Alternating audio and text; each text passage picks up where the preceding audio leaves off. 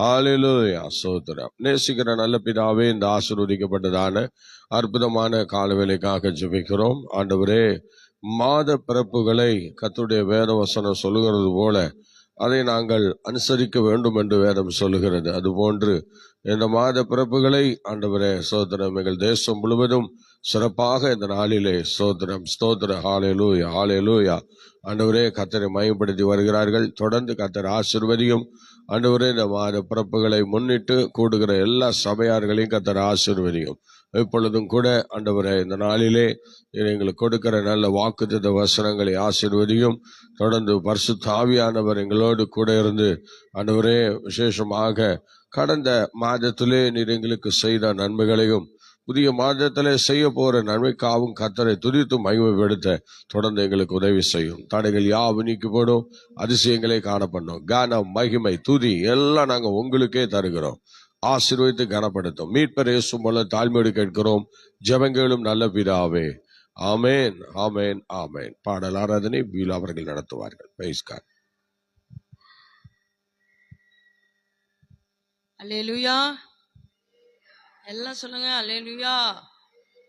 ஆமா, கர்த்தருடைய வேதம் சொல்லுகிறது, அவர்கள் அவரை நோக்கி பார்த்து பிரகாசம் அடைந்தார்கள், அவர்களுடைய முகங்கள் வெட்கப்படுவதில்லை என்று வேதத்திலே நாம் வாசிக்கிறோம். அவரை நோக்கி பார்க்கிற முகங்கள் ஒருபோதும் வெட்கப்பட்டு போவதே இல்லை. அது அந்த முகம் எப்படி இருக்குமா? பிரகாசம்தான் அடையுமே தவிர அது வெட்கப்பட்டு போவதில்லை. அதனால இந்த அதிகாலை வேளையிலே ஆண்டவருடைய முகத்தை நோக்கி பார்க்க வந்திருக்கிற ஒவ்வொருடைய முகங்களும் வெட்கப்பட்டு போவதில்லை. நம்ம அந்த பாடலை பாடி தேவனுடைய நாமத்தை நல்ல அந்த வார்த்தைகளை அறிக்கை பண்ணி பாடி கர்த்தரை நாம் மகிமைப்படுத்துவோம். உமது முகம் நோக்கி பார்த்தவர்கள் வெட்கப்பட்டு போவதில்லை, உமது திருநாமம் அறிந்தவர்கள் கைவிடப்படுவதில்லை. உமது முகம் நோக்கி பார்த்தவர்கள் வெட்கப்பட்டு போவதில்லை, உமது திருநாமம் அறிந்தவர்கள் கைவிடப்படுவதில்லை. நம்பினோரை நீர் மறப்பதில்லை, உம்மை தேடி வந்தோரை வெறுப்பதில்லை. நம்பினோரை நீர் மறப்பதில்லை, உம்மை தேடி வந்தோரை வெறுப்பதில்லை. இயேசு மகராஜா எங்கள் நேசா, இரக்கத்தின் சிகரம் நீரே.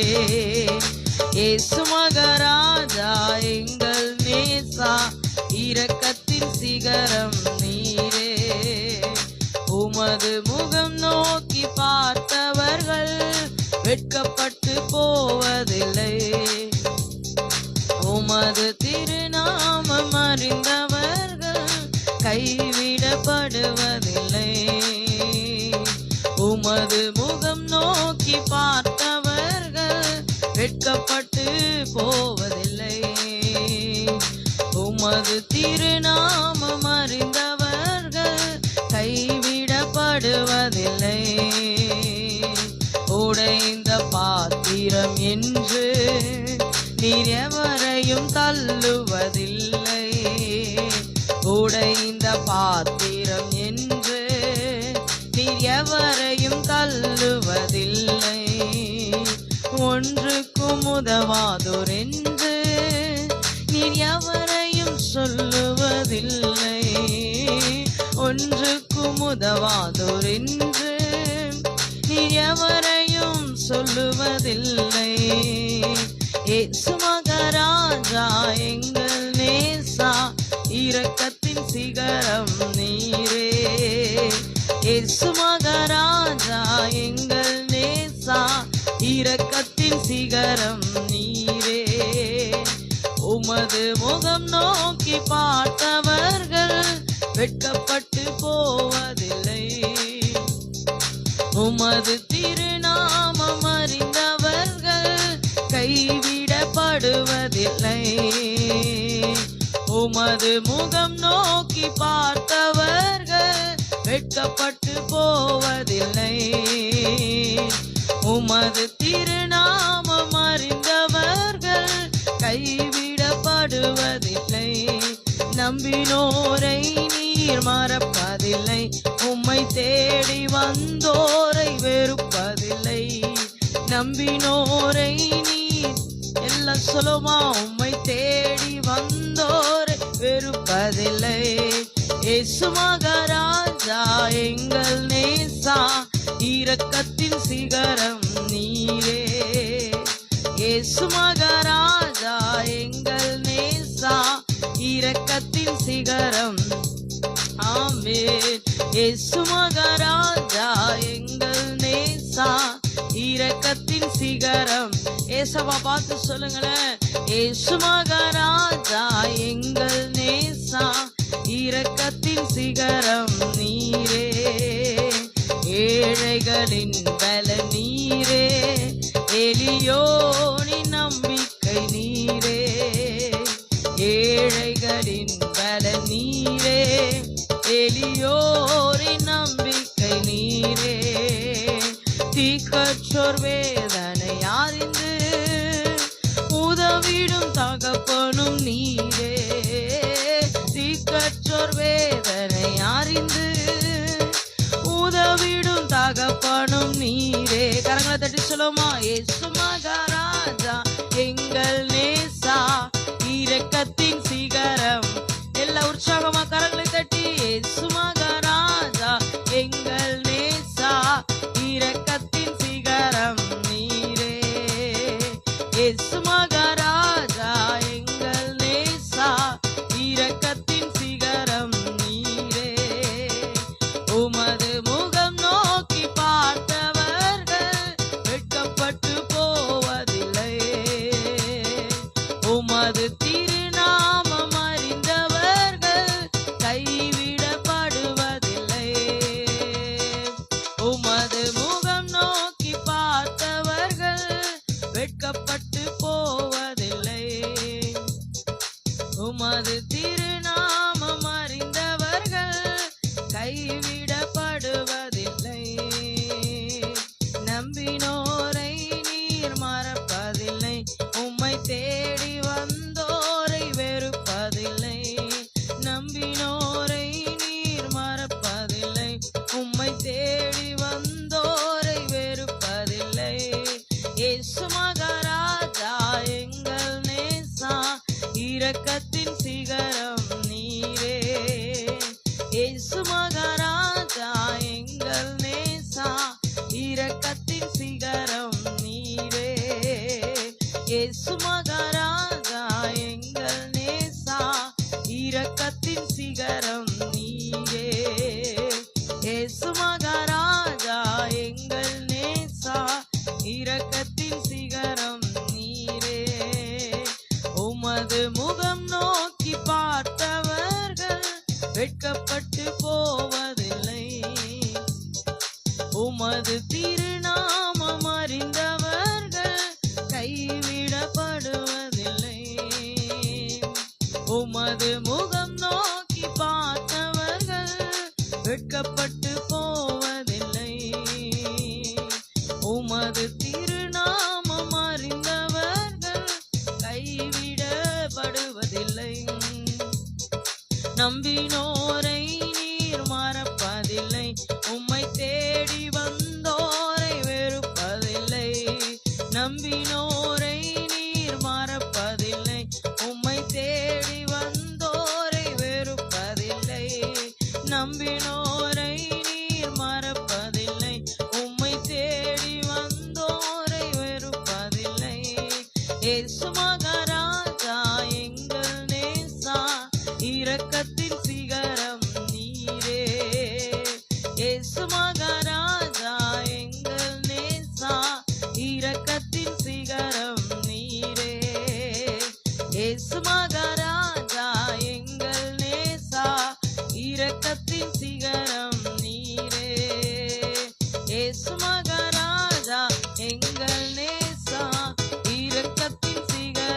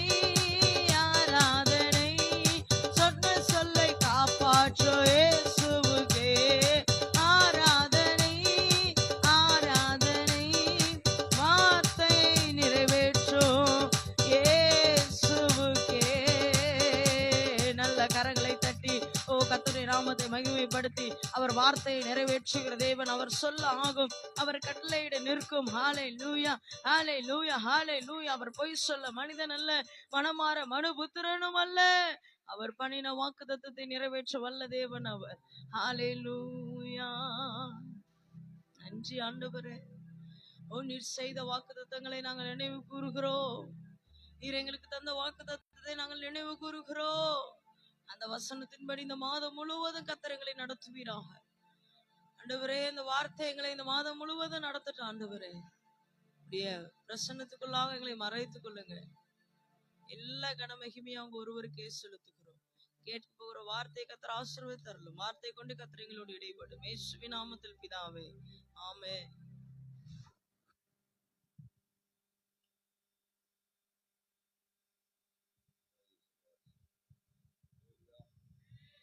ஹல்லேலூயா. ஆண்டவருடைய நாமம் மகிமைப்படுவதாக. இந்த கால வேளையிலே தேவ சமூகத்திலே வந்திருக்கிற உங்களை யாவரையும் வாழ்த்தி அன்போடு வரவேற்கிறேன். மாத பிறப்பு ஆகிய இந்த நாளிலே தேவ சமூகத்தை கனப்படுத்தி வந்திருக்கிற உங்களை கர்த்தர் ஆசீர்வதிப்பாராக. இந்த நாள் நமக்கு மாதத்தின் புதிய நாளாக, முதல் நாளாக கர்த்தர் நமக்கு ஆயுசு நாட்களை கூட்டி கொடுத்து பாதுகாவலை தந்து சிறப்பாக நம்மை நடத்தி வந்திருக்கிறார். ஆகவே இந்த நாளை நாம் மகிமைப்படுத்தி இந்த நாளிலே தேவனுடைய சித்தத்தை செய்ய நாம் நம்மை ஒப்பு கொடுக்கலாம். இந்த நாளிலே நாம் எல்லா திருச்சபைகளுக்கும் ஆண்டவர் கொடுக்கிறது போல சிலர் வசனத்தின் மேல் நல்ல ஒரு வாஞ்சி உள்ளவர்களாக வாக்குத்தத்த வசனங்களை எடுப்பார்கள். அந்த வாக்குத்தத்த வசனங்களை இந்த காலவெளியிலே பிரசங்கித்து ஆண்டவருடைய நாமத்தை மகிமைப்படுத்துவார்கள். இப்பொழுதும் கூட நாம் ஒரு வசனத்தை வாசிக்கலாம். லூக்கா சுவிசேஷம் 11ஆம் அதிகாரம் 35ஆம் வசனத்தை படிங்கள். ஆகையால் உன்னிலுள்ள வெளிச்சம் இருளாகாதபடிக்கு எச்சரிக்கையா இரு என்று வேத வசனம் நமக்கு சொல்லுகிறது. நன்றாக கவனிக்க வேண்டும். இந்த நாளிலே இந்த மாதத்துக்குரிய நல்ல ஒரு வாக்குத்தத்தமாக இதை நாம் எடுத்துக்கொள்ளலாம். கடந்த இரவு தியானித்து நாம் ஜெபிக்கும் போது எப்போதும் வாக்குத்தத்தங்களை ஏதோ ஒரு நாளில் தனியாக ஜெபம் பண்ணி நம்ம எடுக்கிறது இல்லை. நம்ம சபையாக எல்லாரும் ஜெபித்து இரவு 12 மணி புதிய மாதத்தை கடக்கும்போது, ஆண்டவரே இந்த மாதத்துக்குள்ளே கடந்து போகிறோம், அதனால எங்களுக்கு நீ ஒரு வாக்குத்தத்த வசனத்தை கொடுக்க வேண்டும் என்று சொல்லி கேட்போம். வேதாமத்தில் அவ்வளோ வசனங்கள் இருக்கிறது, ஆயிரக்கணக்கான வசனங்கள். ஆனால் நமக்கு அவ்வளோ வசனமும் வராது. ஒரே ஒரு வசனம் தான் கர்த்தர் கொடுப்பார். அந்த ஒரே ஒரு வசனம் இந்த வசனம் தான். அவ்வளோ வசனமும் நமக்கு முன்னே வராது. பல நாட்களாக வரும், ஆனால் அன்னைக்கு மாத்திரம் வராது. அன்னைக்கு நம்ம ஜெபிக்கும் போது ஒரே ஒரு வசனம் தான் கர்த்தர் அதை கொடுப்பார். அந்த வசனத்தை நாம் எடுக்க வேண்டும். இப்பொழுது நாங்கள் அதை ஒரே ஒரு வசனத்தை கர்த்தர் கொடுத்தார். அந்த வசனம் தான் இங்கே சொல்லப்பட்டிருக்கிறது. ஆகையால் உன்னில் உள்ள வெளிச்சம் இருளாகாதபடிக்கு எச்சரிக்கையா இரு என்று இங்கே தெளிவாக ஆண்டுடைய வசனம் நமக்கு சொல்லுகிறது. ஆகவே எனக்கு அன்பான தேவனுடைய பிள்ளைகளே, தேவனுடைய வெளிச்சம் இன்றைக்கு நம்ம வாழ்க்கையில சில நேரங்களில் எடுபட்டு போகிற சில சூழ்நிலை வரும்போது தான் கர்த்தர் எச்சரிப்பார். அதனால இந்த மாதத்திலே நம்முடைய ஜெப வாழ்க்கையோ அல்லது நம்முடைய பரிசுத்த வாழ்க்கையோ அல்லது நாம் கர்த்தருக்கென்று செய்கிற ஊழியத்தின் ஒரு பாதையோ அப்படி இல்லாத பட்சத்திலே இன்னும் ஆண்டவருக்கென்று கொடுக்கிற விஷயங்களோ இல்லை ஏழைக்கு இறங்குகிற விஷயங்களோ இன்னும் ஆண்டவருக்காக பொருத்தனைகளை செய்து மீறுகிற அனுபவங்களோ ஏதோ ஒரு சில காரணங்களை கொண்டு இந்த வார்த்தைகளை தேவன் நமக்கு கொடுத்திருக்கிறார். இந்த மாதத்திலே அருமையான தெய்வ பிள்ளையே, கர்த்தர் உன்னை ஆசீர்வதிச்சுட்டே இருப்பாருன்னு சொன்னா நமக்கு ரொம்ப சந்தோஷம்தான். எச்சரிக்கையா இருந்தா நமக்கு எல்லாருக்குமே கோபம் தான் வரும். சோத்திரம் பிள்ளைகளை திட்டும் போது நம்ம என்ன செய்வோம்? டேய் அங்க போகாத, இது தொடாத, அதை செய்யாத அப்படின்னா என்ன செய்யும்? கோபமா தான் இருக்கும். மாலே நீ எப்படி வேணாலும் போயிட்டு வா, நீ என்ன வேணாலும் செஞ்சுட்டு வான்னா அதுக்கு என்ன செய்யும்? பயங்கர சந்தோஷமா இருக்கும். அருமையான தெய்வ பிள்ளையே, சில ஆகாரங்களை சுவையாகவும் சாப்பிடணும், சில ஆகாரங்களை சுவை குறைந்தும் சாப்பிடணும். இப்ப ஏராளமாய் சுவையாய் சாப்பிட்டா இப்ப என்ன நடக்குது பார்த்தீங்களா? சில பேர் சொல்றாங்க சுகருன்றாங்க. சில பேர் என்ன சொல்றாங்க, எனக்கு அந்த வியாதி, இந்த வியாதி, உப்பு நீர், எனக்கு அது வந்துருச்சு, இது வந்துருச்சுன்னு சொல்லி இப்ப என்ன பண்ணாங்க, உப்பு இல்லாத சாப்பாடு, சர்க்கரை இல்லாத சாப்பாடு. பார்த்தீங்களா எப்படி ஆகி போச்சுன்னு? ஸ்தோத்திரம். இதான் எல்லாம் மட்டாய் அனுபவிச்சா எல்லாமே ஆசீர்வாதமா இருக்கும். அதனால இப்பொழுதும் கூட நமக்கு இருக்கிற வெளிச்சத்தை நம்ம தான் பாதுகாத்துக்கணும், நமக்கு இருக்கிற சுகத்தை நம்ம தான் பாதுகாத்துக்கணும், நமக்கு இருக்கிற பலனை நம்ம தான் பாதுகாத்துக்கணும், நமக்கு இருக்கிற பரிசுத்தத்தை நம்ம தான் பாதுகாத்துக்கணும், நமக்கு இருக்கிற திறமைகளை, கிருபைகளை, வரங்களை நம்ம தான் பாதுகாத்து கொள்ளணும். அதுக்கு இப்ப ஆண்டவர் சொல்லி இருக்கிற இந்த மாதத்திலே, மகனே மகளே, கொஞ்சம் எச்சரிக்கையா இருக்கலாமா? உனக்குள்ள இருக்கிற அந்த வெளிச்சமானது இருளாகாதபடிக்கு நீ எச்சரிக்கையா இருக்கணும். ஏன்னா சில நேரங்கள ஆமா பெரிய வாக்குத்த வசனம் அப்படி சொல்லிட்டு இருப்போம் பாருங்க, இந்த மாசத்துலதான் நமக்கு பயங்கரமான சூறாவளிகள் வரும். ஸ்தோத்திரம். உண்மை. அநேக தேவனுடைய பிள்ளைகளுடைய வாழ்க்கையில எதெல்லாம் விசுவாசிக்க மாட்டேன், நம்ப மாட்டேன் என்றெல்லாம் சொல்றாங்களோ அவங்க ஒரு நாள் என்ன செய்வாங்க, நிச்சயமாக நம்பிடுவாங்க. அதனால எனக்கு பிரியமானவர்களே, அந்த சூழ்நிலை வந்துடும். ஆகவே ஒருவேளை இந்த வசனத்தை, வார்த்தைகளை நம்புவதற்கு உங்களுக்கு சங்கடமா இருந்தா, இந்த மாதம் முடிவதற்குள்ளாக நமக்கு இருக்கிற அந்த வெளிச்சமானது அப்படி மங்கி எறிகிற நிலைமைக்கு போகிற அந்த சூழ்நிலை வரும் பாருங்க. அப்போ வரும்போது ஆகணும், இந்த வசனத்தை நீங்க நம்பிதான் ஆகணும், வேற வழியே இல்லை.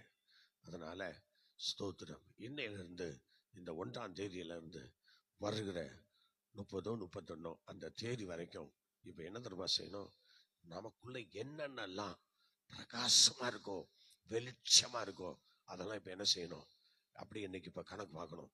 பரவாயில்ல, நம்ம நல்லா ஜெபிச்சிட்டு இருக்கோம், பரவாயில்ல, காலையில ஆண்டவரை தேடுறோம், பரவாயில்ல, வீட்டுல எல்லாம் கொஞ்சம் சர்டிபிகேட் இருக்கு நமக்கு, பரவாயில்ல, சபையில கொஞ்சம் நல்ல பேர் இருக்கு, பரவாயில்ல, ஆண்டவர் நம்ம குறித்து ஒரு சந்தோஷப்பட்டு இருக்காரு.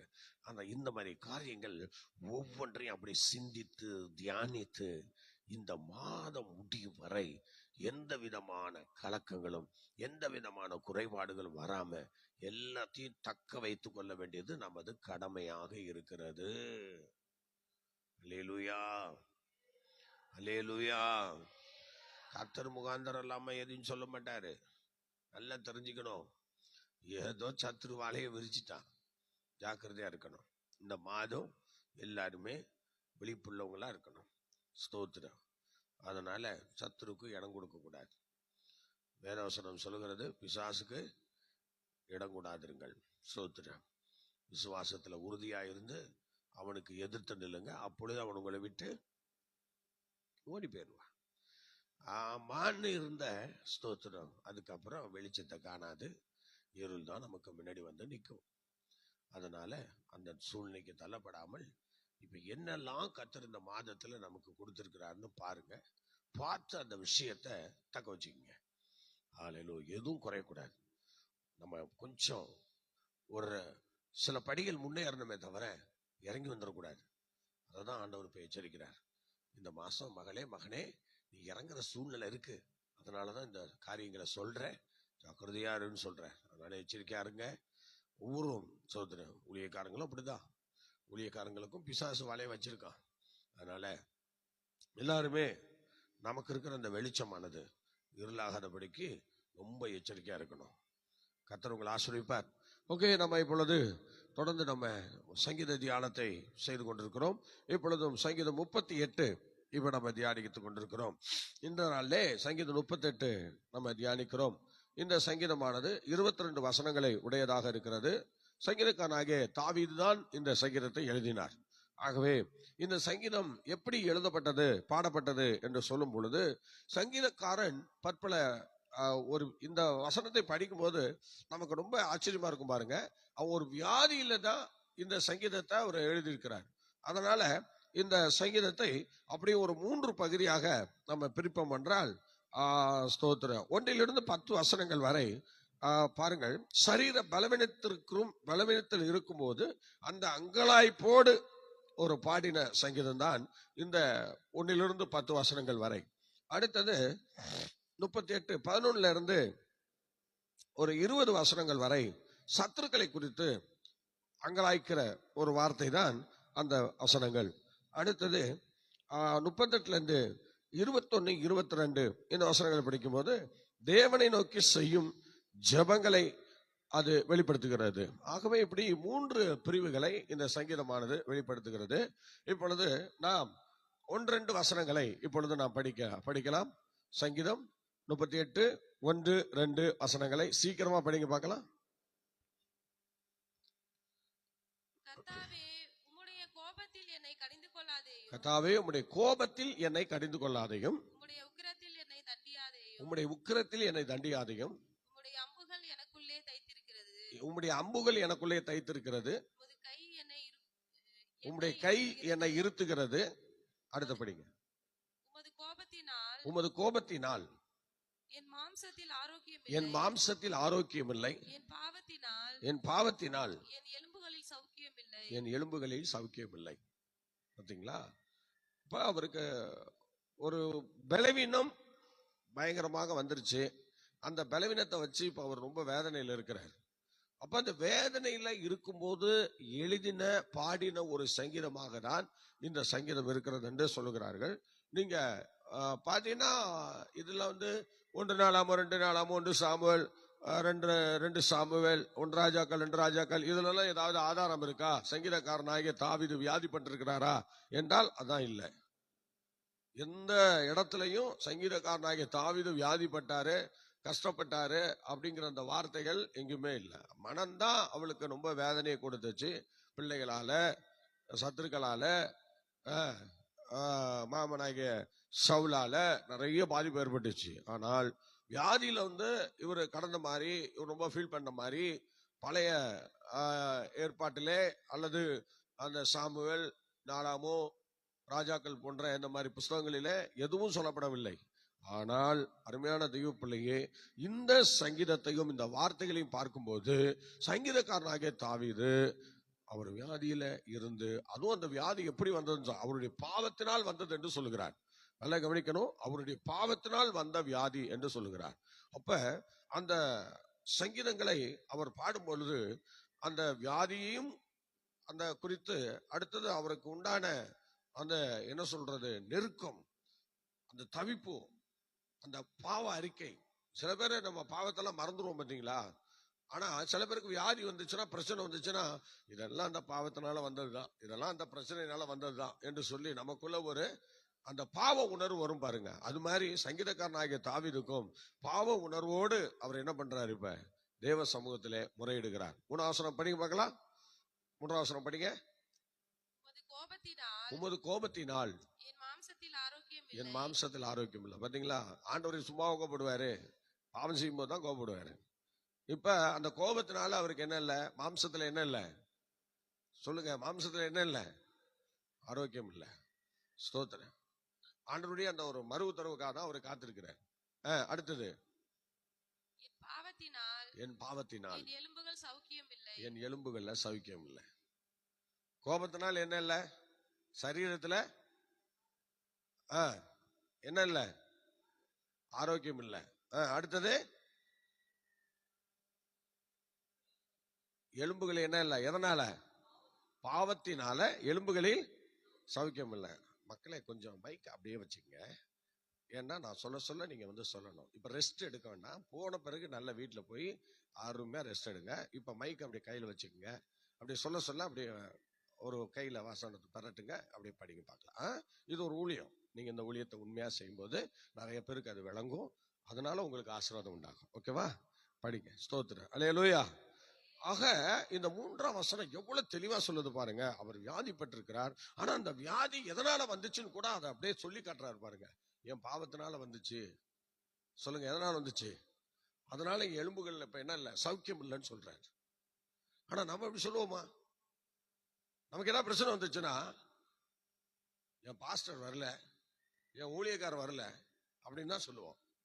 நேற்று இரவு கூட ஒரு 1-1:30 மணிக்கு நல்ல சபைக்கு வந்துகிட்டு இருந்த மகள், நல்ல இந்த மாதிரி ஜெபங்களுக்கெல்லாம் நைட்டு இரவெல்லாம் விழுத்து ஜெபிக்கிற மகள். ஆனா இப்ப கொஞ்ச காலமா வரதே இல்லை.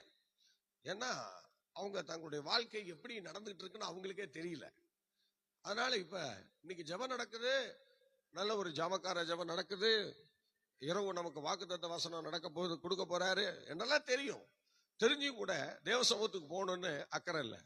ஆனா வீட்டுல பெரிய கூட்டம், பெரிய குடும்பம். ஆனா என்ன இல்ல, இப்ப பிசாசு எங்கேயுமே விடாம பத்திரமா வச்சிருந்தா. இரவு நம்ம இங்க ஜெபம் ஆரம்பிக்கிறோம், அவங்க ஏதோ ஒரு சும்மா கிடக்கிற டேப்லெட் எடுத்து வாயில போட்டிருக்காங்க. அது என்னாச்சு, அவளுக்கு ரொம்ப வேதனை உண்டாக்கிருச்சு. வேதனை உண்டாக்கி அந்த டேப்லெட் சில வேலையெல்லாம் செய்ய ஆரம்பிச்சுது.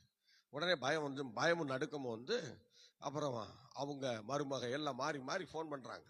நான் ஃபர்ஸ்ட் அது பேர் வேற மாதிரி வந்ததுனால எனக்கு அது யாருன்னே தெரியல, அதனால எடுக்கல. என்னடா நடுராத்திரி 1:30 மணிக்கு ஒரு போன் வருது, இது யாரா இருக்கும் தெரியலையே அப்படின்னு சொல்லி அந்த போனை எடுக்கல. நான் யோசிச்சுட்டே இருக்கேன், யாரா இருக்கும் யாரா இருக்கும் அப்படின்னு. இந்த ராத்திரியில இப்படி ஒரு போனா, பேரும் வித்தியாசமா இருக்கு, நம்ம பேரே இல்ல, நம்ம பேரே இல்ல, சபையில உள்ளவங்க பேரும் இல்ல, யார் பண்றா இந்த ராத்திரிலன்னு சொல்லிட்டு அப்புறம் திரும்ப 2வது முறை வந்துச்சு. அப்புறம் எடுத்து ஹலோ அப்படின்னா அதான் சொல்றாங்க, ஒரு மாத்திரையை சாப்பிட்டேன் பாஸ்டர், அது என்னடான்னா உடம்பெல்லாம் நடுக்குது, என்னென்னமோ பண்ணுது, அது என்ன செய்யறதுன்னு தெரியல, அதுக்கு மாற்று மருந்து ஹாஸ்பிட்டல்ல தான் இருக்கும்.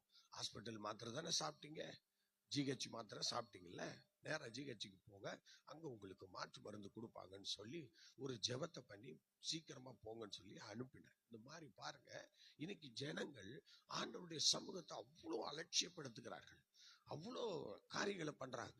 ஆனா இதெல்லாம் என்னால வந்தது அப்படின்னு சொன்னா தெரியாது, அதெல்லாம் தெரியாது. தங்கள் குறையை என்னைக்குமே தேவ ஜனங்களா இருக்கட்டும், ஊழியக்காரலா இருக்கட்டும், ஒத்துக்கொள்ளவே மாட்டார்கள். நம்ம எதுக்காக தேவ சமூகத்தை விட்டு பிரிஞ்சு நிக்கிறோம், எதுக்காக தேவ சமூகத்தை விட்டு தூரமா நிக்கிறோம்னு சொன்னா அது எந்த காரணத்தை முன்னிட்டும் சொல்ல மாட்டாங்க. அது எனக்கு மறந்து போச்சு, ஏதாவது ஒரு சாக்கு சொல்லணும் பாத்தீங்களா, அதனால மறந்து போச்சு. இன்னைக்கு ஜெபமா, இன்னைக்கு உங்க சபையில பிரேயரா, நம்ம சபையில பிரேயரா நடக்குது, இது யார் கேட்கறதுன்னு கேக்குறீங்களா?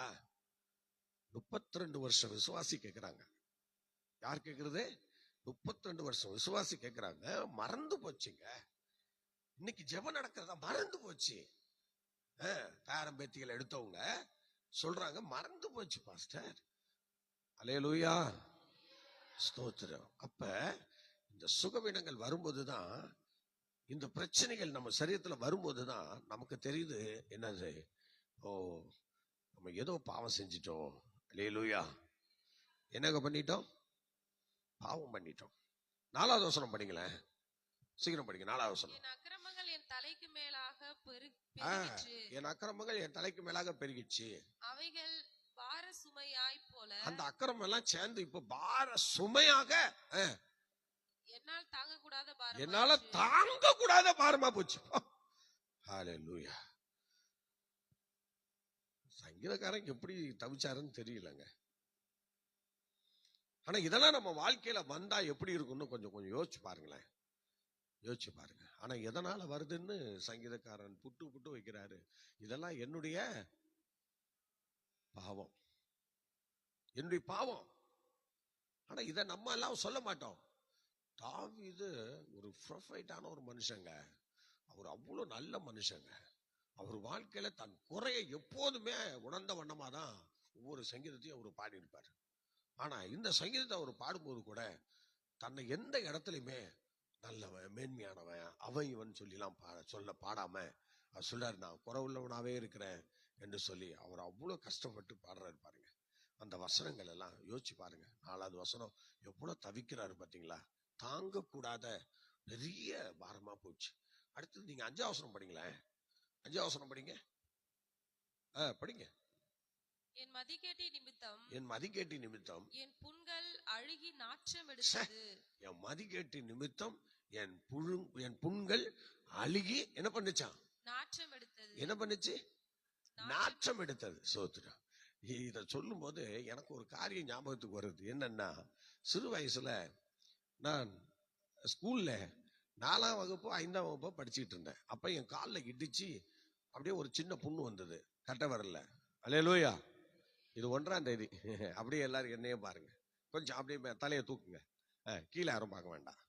இப்ப கீழே பாக்குறவங்க, காலையில கீழே பார்த்துக்கிட்டே போறவங்க வேற ஒருத்தவங்க, அவங்க பார்த்துட்டு போட்டோம், அவங்களுக்கு தான் அது. இப்ப நம்ம கீழே பாக்குறதுக்கு நேரம் இல்ல, இப்ப மேல பாருங்க. இப்ப நம்ம வேலை என்னது? மேல பாக்குற வேலை.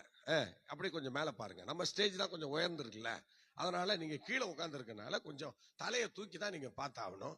ஆண்டவர் கீழே இருக்க மாட்டாரு, அவர் எப்போதும் மேலதான் இருப்பாரு. அவரே நான் நோக்கி பார்க்கலாம். இப்ப பாருங்க, சங்கீதக்காரன் தாவீது அதுல சொல்லும் போது எப்படி சொல்றாரு பாத்தீங்களா?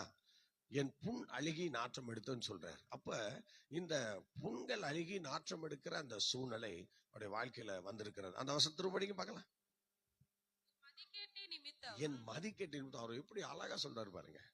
யாரு நிமித்தமாக?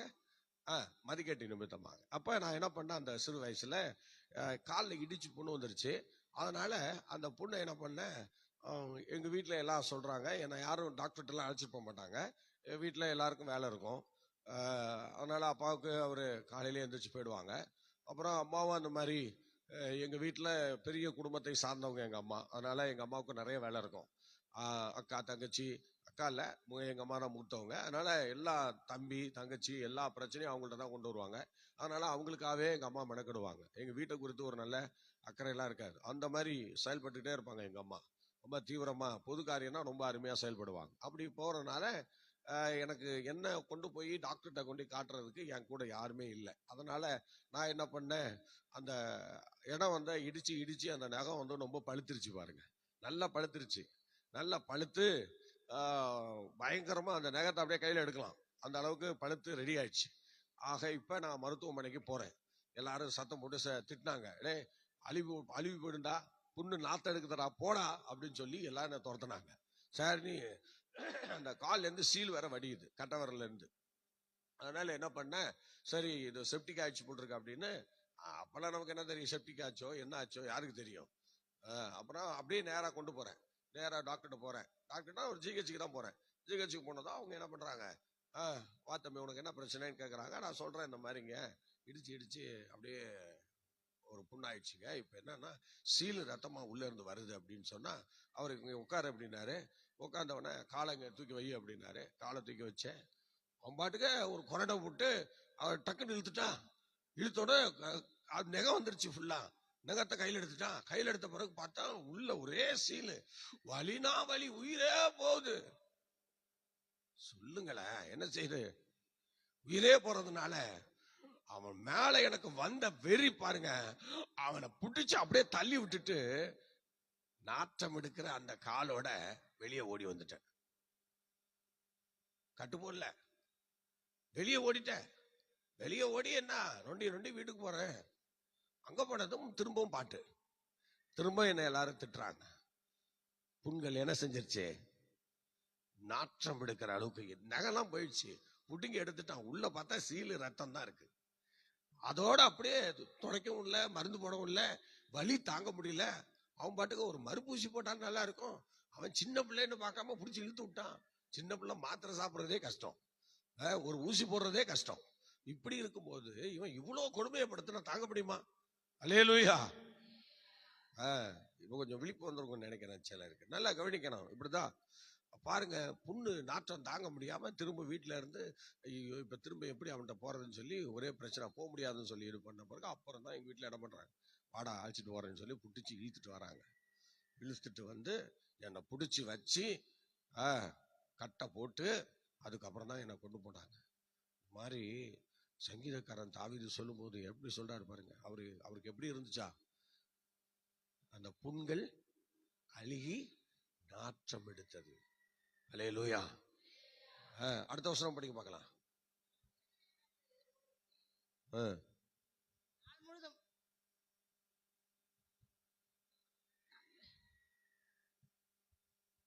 வேதனைப்பட்டு ஒடுங்கினேன். அந்த புண்ணு நாற்றம் எடுக்கிறதுனால இருமா, புண்ணு நாற்றம் எடுக்கிறதுனால அவர் வேதனைப்பட்டு ஒடுங்கினாராம். நாள் முழுவதும் துக்கப்பட்டுக்கிட்டே இருந்தாராம்.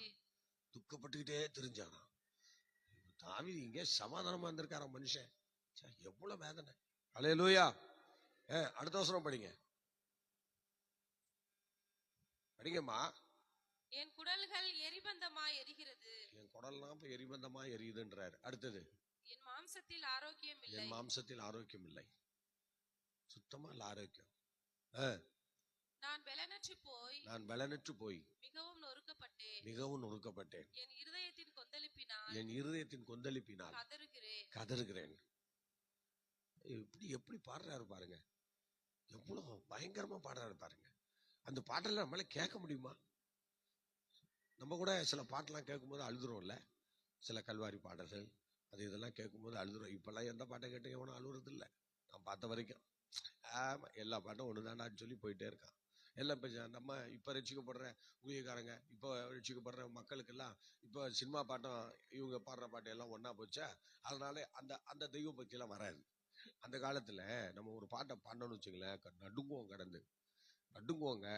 சோத்திரம் பயங்கரமா நடுங்குவோம். ஐயோ, இந்த பாட்டு என்ன இவ்வளவு வல்லமையா இருக்கு, இவ்வளவு மகிமையா இருக்கு என்று சொல்லி ஸ்தோத்திரம் ரொம்ப நடுங்குவோம். சோத்திரம் பழைய பாட்டுங்க, அந்த பரிசுத்தவான்கள் பாடின பாட்டெல்லாம் சும்மா இல்ல. சாரல் லெவரேஜ் திருச்சியில இதுல திருநெல்வேலியில பாளையங்கோட்டை ராஜேந்திரன் ஐயா, இந்த மாதிரி நிறைய பக்தர்கள் இருக்காங்க, ஊருப்பட்ட பக்தர்கள் இருக்காங்க. எல்லாம் பாடின பாட்டெல்லாம் நினைச்சு பார்த்தா நடுங்கும் பாருங்க உள்ள எல்லாம்.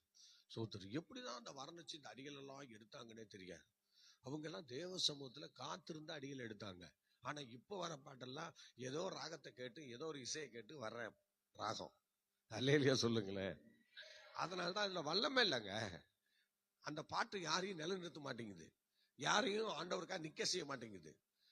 அதுல ஒரு வைராக்கியம் இல்லை, அதுல ஒரு அனல் இல்லை, அதுல ஒரு அபிஷேகம் இல்லை. ராகம் இருக்கு, இசை இருக்கு, பிரயோஜனம் ஒன்றும் இல்லை. ராகமும் இசையும் தான் இப்ப இருக்கு. அதே நம்ம சினிமாவில் தேட்டர்ல போனா ஒரு காசை கொடுத்து பார்த்துட்டு வரோம், பார்த்தீங்களா? அந்த மாதிரி தான், அவ்வளவுதான். அந்த பாட்டை நம்ம சினிமா தேட்டருக்கு போறோம், அந்த பாட்டை பார்க்குறோம், அந்த சினிமாவை பார்க்குறோம், அதோட சரி, அதோட நம்ம என்ன பண்ணிடுவோம், வேலையை முடிச்சுட்டு வந்துடுவோம். அப்படிதான் இப்ப போயிட்டு இருக்கு. எல்லா பாட்டையும் இப்ப கேட்கிறோம், அதை திரும்ப பாடுற அளவுக்கு இல்லை, அவ்வளவுதான். எல்லாம் இவ்வளவு நாள் வருது பாருங்க, புது புது பாட்டா வருது. ஆனா எந்த பாட்டும் எதுவும் நிலைக்கல, எல்லாம் அந்த கொஞ்ச நாள் பாடிட்டு அப்படியே போட்டுடுறோம், அவ்வளவுதான், முடிஞ்சு போச்சு.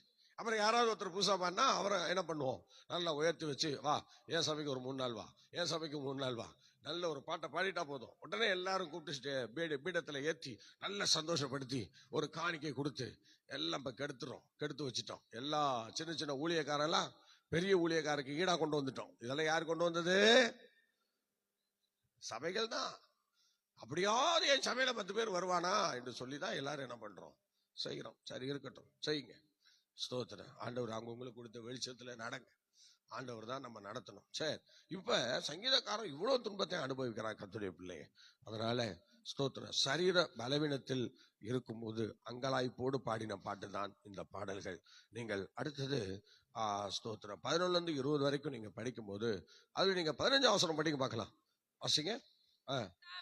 சத்துருக்களை குறித்து.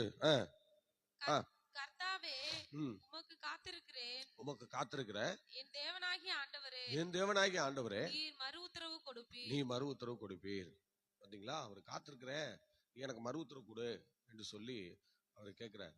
ஒண்ணு அவருக்கு வியாதி, பலவீனம், சத்துருக்களால் வர போராட்டம் எத்தனை வருது பாருங்க வாழ்க்கையில. அதனால அந்த மறு உத்தரவுக்காக அவர் காத்திருக்கிறதாக சொல்லுகிறார். நீங்கள் அதை படிக்கும்போது சங்கீதம் 66:19 படிக்க பார்க்கலாம். 19:20 66 19 20 சங்கீதம். மெய்யாய் தேவன் எனக்கு செவி கொடுத்தார், என் ஜெபத்தின் சத்தத்தை கேட்டார். என் ஜெபத்தின் சத்தத்தை, அந்த மறு உத்தரவுக்காக காத்திருக்கிற மனுஷங்க. அதனால அவர் சொல்றாரு பாருங்க, என் ஜெபத்தின் சத்தத்தை அவர் கேட்டார், என் ஜெபத்தை தள்ளாமலும், என் ஜெபத்தை தள்ளாமலும், தமது கிருபை என்னை விட்டு விலக்காமலும் இருந்த தேவனுக்கு ஸ்தோத்திரம் உண்டாவதாக என்று சொல்லி ஆண்டவர் 66ஆம் சங்கீதத்துல அதே சங்கீதக்காரன் தாவீது மறு உத்தரவு வந்ததுனால அவர் அப்படி கர்த்தரை மகிமைப்படுத்துறாரு பாருங்க. இன்னொரு வசனம் கூட நீங்க படிக்கலாம். எரேமியா தீர்க்கதரிசன புஸ்தகம் 33:3 படிக்கல. எரேமியா 33:3 படிங்க. அதுல என்ன சொல்றாரு பாருங்க, படிங்க. எரேமியா 33:3. கூப்பிட்டு, என்னை நோக்கி கூப்பிட்டு, அப்பொழுது நான் உனக்கு உத்தரவு கொடுத்து, என்னை நோக்கி கூப்பிடு, நான் உனக்கு மறு உத்தரவு கொடுத்து, நீ அறியாததும் உனக்கு எட்டாததுமான பெரிய காரியங்களை உனக்கு அறிவிப்பேன் என்றார். பாருங்க, நம்ம தேவனுடைய பிள்ளைகள் ஆண்டவரை நோக்கி எந்த விஷயத்திற்கும் கூப்பிட தயாரா இருக்கணும். ஆனா சங்கீதக்காரன் தாவீது ரொம்ப அற்புதமா இருந்தார். எரேமியா கூட ஸ்தோத்திரம் பாருங்க, எரேமியாவின் புஸ்தகத்துல வரும்போது இஸ்ரவேல் ஜனங்களுக்கு இந்த வார்த்தைகளை அவர் கொடுத்து கொண்டிருக்கிறார். நெக்ஸ்ட் அடுத்தது நீங்க ஒரு வசனம் படிக்கலாம், படிங்க பார்க்கலாம். லூக்கா சுவிசேஷம் 1ஆம் அதிகாரம் 11ஆம் வசனம் படிங்க பார்க்கலாம். லூக்கா சுவிசேஷம் 1:11.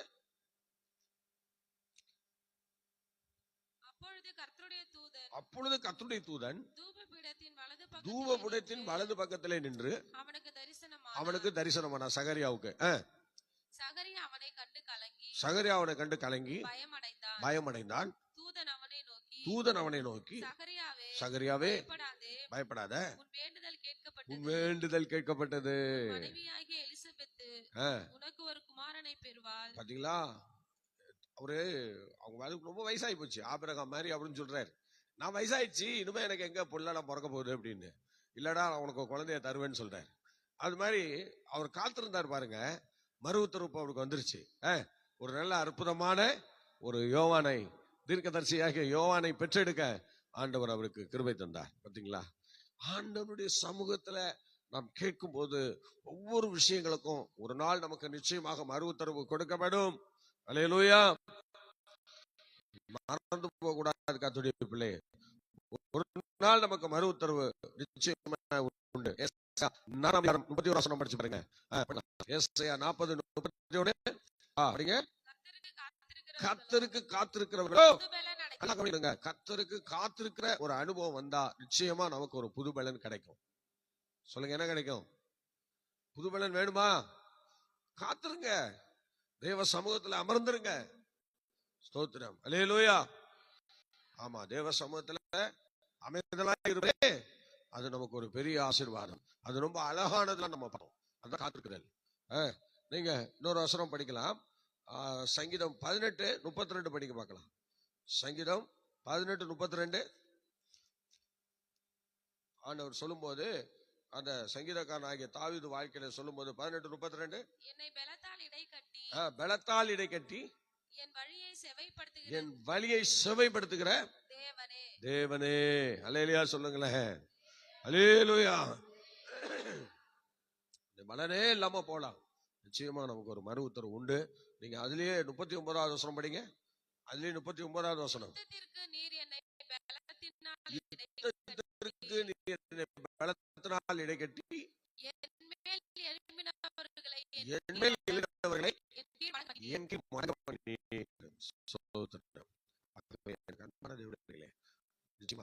காத்திருக்கும் போது இதெல்லாம் நம்ம செய்யக்கூடியதாக இருக்கிறார் என்பதில் சந்தேகம் இல்லை. அப்போஸ்தலர் நடவடிக்கைகள் 1:5 படிக்கலாம். 1:5 அப்போஸ்தலர் 1:5. ஸ்தோத்திரம்.